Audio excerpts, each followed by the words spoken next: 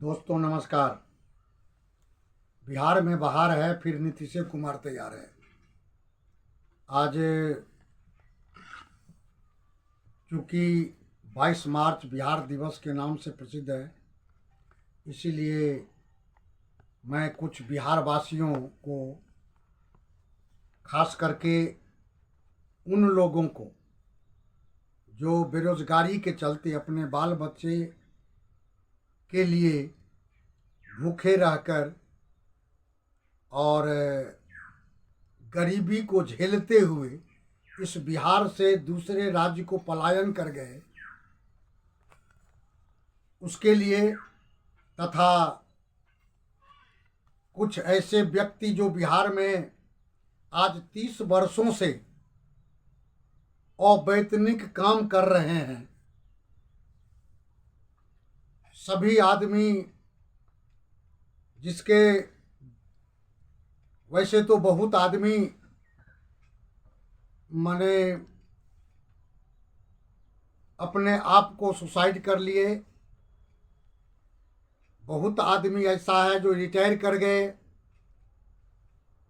कितनों के बच्चों का सही से पालन पोषण नहीं हो रहा है, कितने अपने बच्चों को अच्छी तालीम नहीं दे पा रहे हैं, कितने अपनी लड़कियों की शादी अच्छे जगह नहीं कर पा रहे हैं।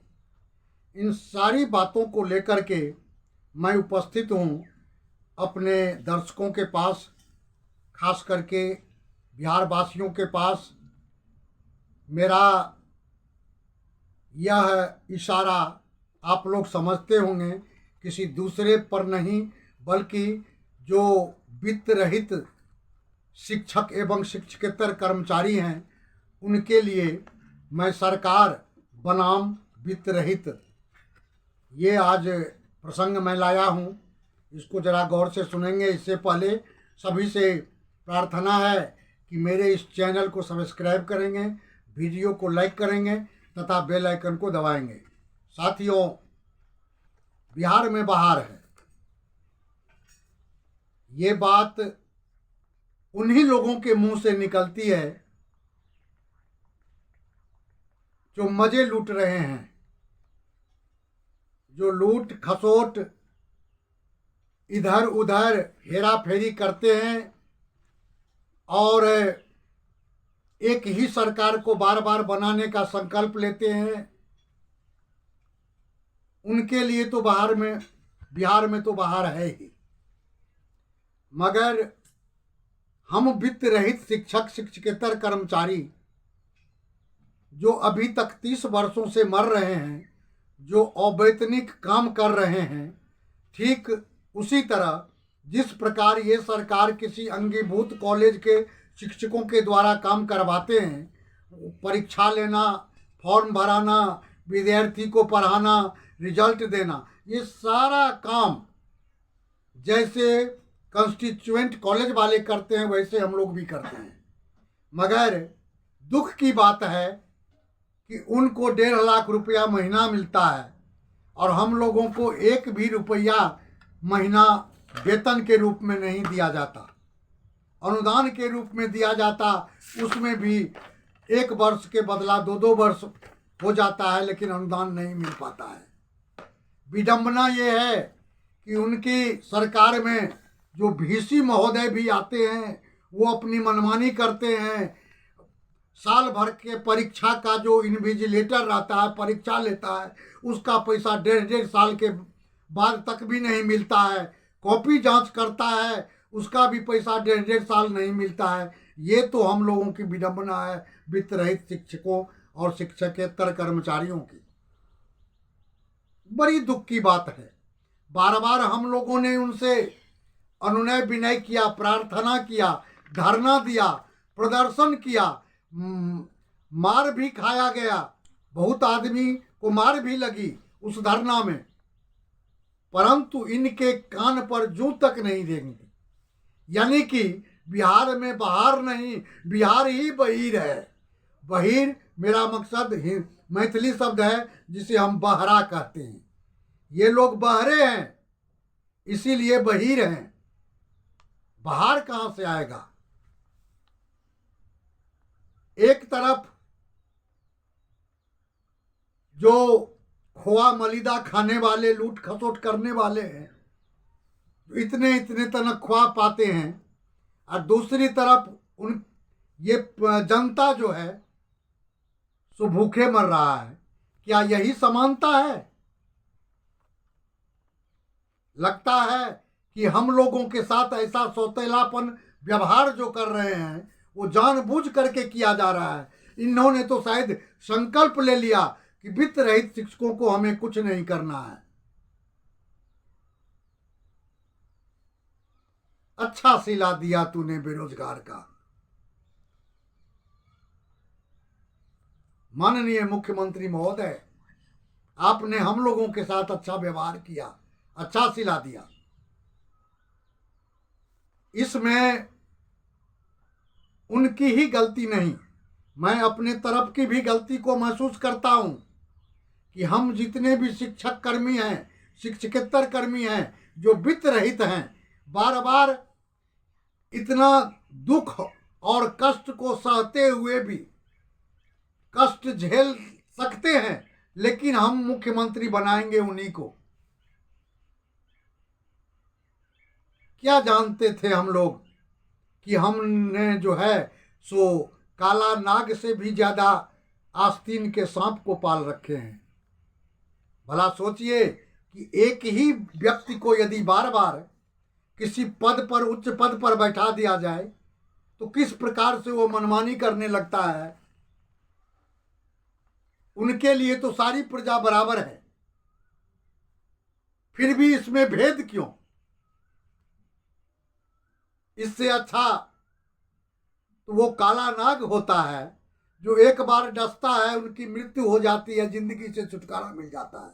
लेकिन ये तो काले नाग से भी ज्यादा क्या कहते हैं, विषैले हैं, जो ये तो साफ जिंदगी को बर्बाद करके अपंग ही बना दिए।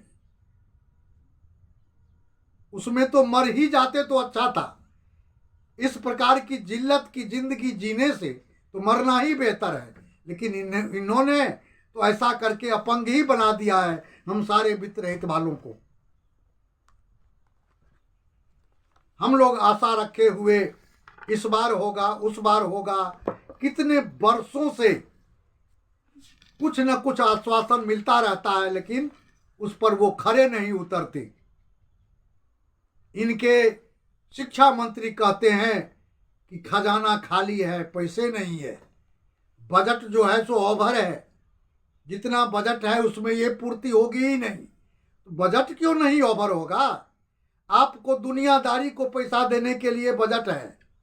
आपने इतना विभाग पाल रखा है अपने पास, ये क्या तो शिक्षा मित्र, ये क्या तो शिक्षा शत्रु, ये क्या तो आशा, ये क्या तो तृष्णा, या ये क्या तो जीविका, ये क्या तो सलाहकार, ये क्या तो क्या कहते हैं दुनियादारी। मने कहने का मतलब है इतने विभागों को ये पाल रखे हैं, सबको ये कुछ न कुछ कुत्ते की तरह कारा फेंकते हैं आगे में, जो सबका मुंह चुप रहे। किसी को 5,000, किसी को 7,000, किसी को 10,000 दे करके हम बेरोजगारी को दूर करना चाहते हैं।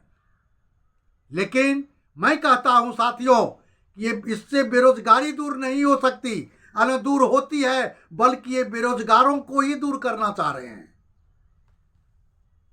जो न रहेगा बांस, न बजेगी बांसुरी। हम लोग भौंकना छोड़ देंगे। अगर 5,000, 7,000, 10,000 दे देंगे तो जनता चुप हो जाएगी, फिर हमको ही वोट देगी, बाहरे जनता और बाहरे सरकार।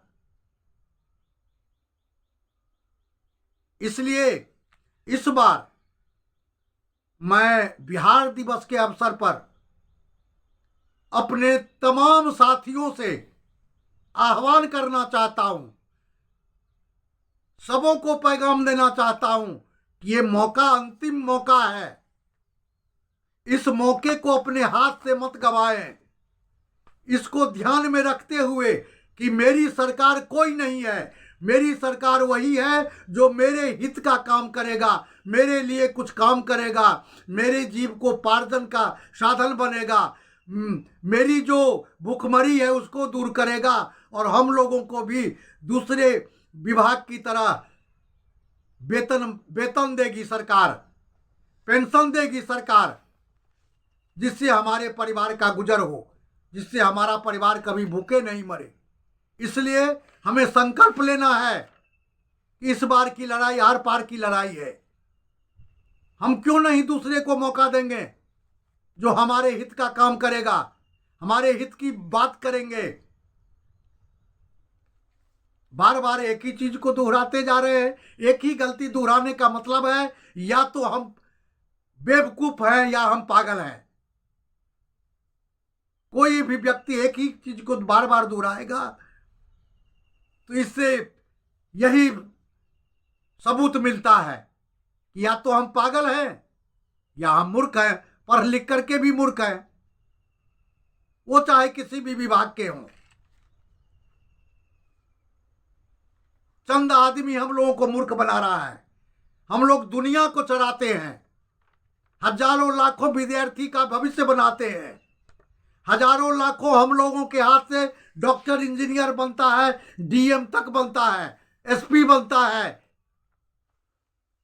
परंतु ऑर्डर उनका ही चलता है।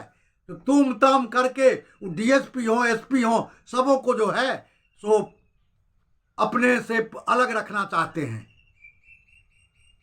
थ्रेटनिंग देते रहते हैं कि तुम लोग यदि सही काम करोगे तो हम तुमको सस्पेंड कर देंगे या ट्रांसफर कर देंगे, इसीलिए गलत करो, जैसा हम कहते हैं वैसा करो। इसीलिए तो ये हाल है। ईमानदारी तो इस दुनिया से चली ही गई है। जो जितना बेईमानी करेगा उसका उतना ज्यादा पेट भरेगा, वो करोड़पति बनेगा। इतना पैसा कहां से आता है? झूठ फूस, लाई लपटाए, ठग फूस, इसी को करके लोग कमाता है।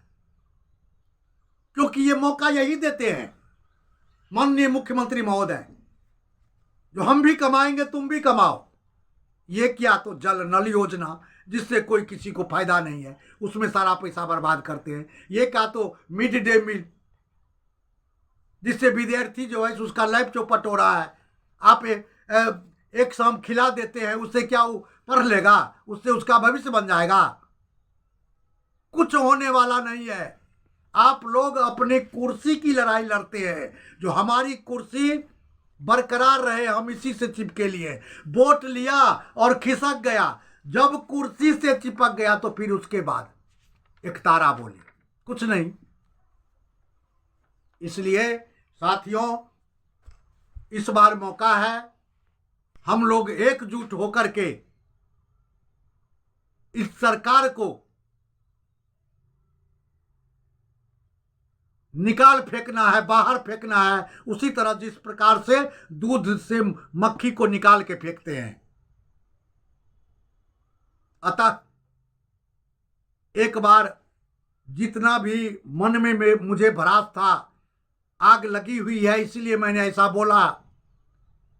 एक बार मैं सरकार से पुनः ये अपील करूंगा, सरकार से मैं पुनः ये कहूंगा कि जरा ठंडे दिमाग से इस पर थोड़ा सोचें कि वास्तव में वित्त रहित वालों की जो गति है सो किस प्रकार से जो है, किस प्रकार की गति वो जी रहे हैं।